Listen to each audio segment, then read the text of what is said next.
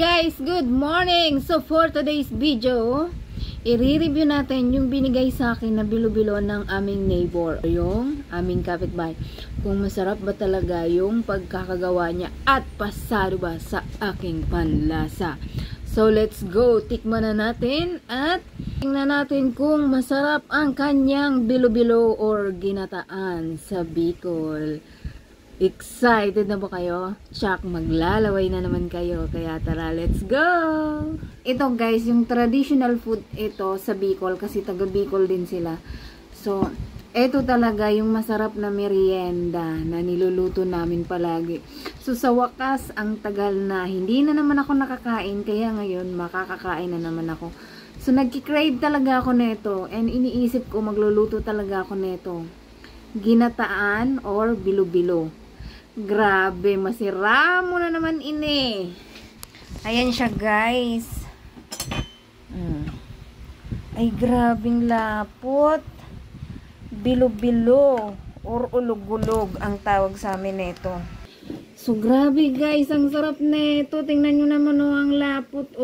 Ang daming laman guys. Ang tawag namin sa Bicol nito, ulog-ulog. Itong mga bilog-bilog na yan. So excited na ako. Ngayon titikman na natin. Ihatid ko na yung anak ko sa school kaya makakapag-video na ako. So tikman na natin. Grabe ang lapot. Maglalaway na naman kayo nito.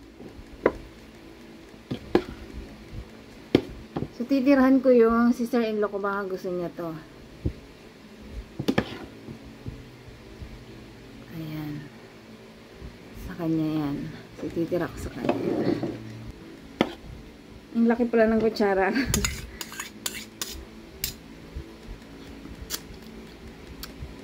Grabe, ang sarap.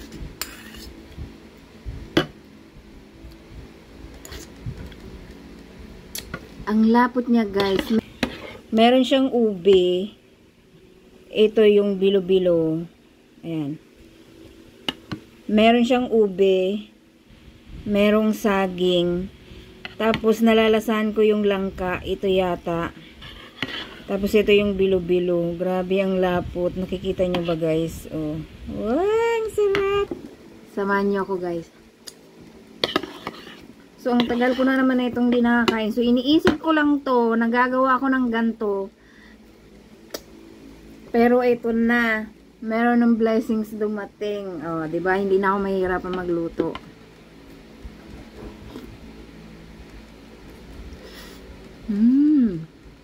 Ang sarap. Iba talaga ang lasa pag Bicolano ang nagluto. Bicolano, Bicolana.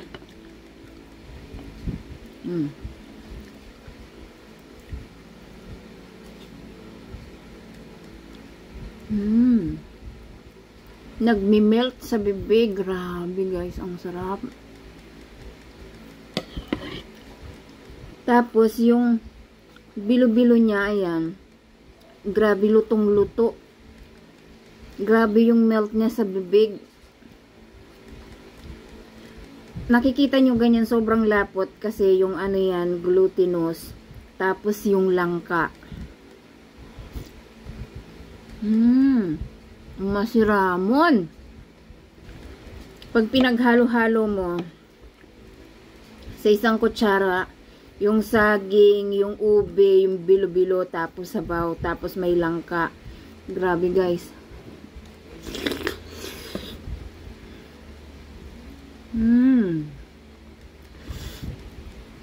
Napaka-creamy. Ang sarap. Thank you, Ate Len, sa blessings. God bless you always.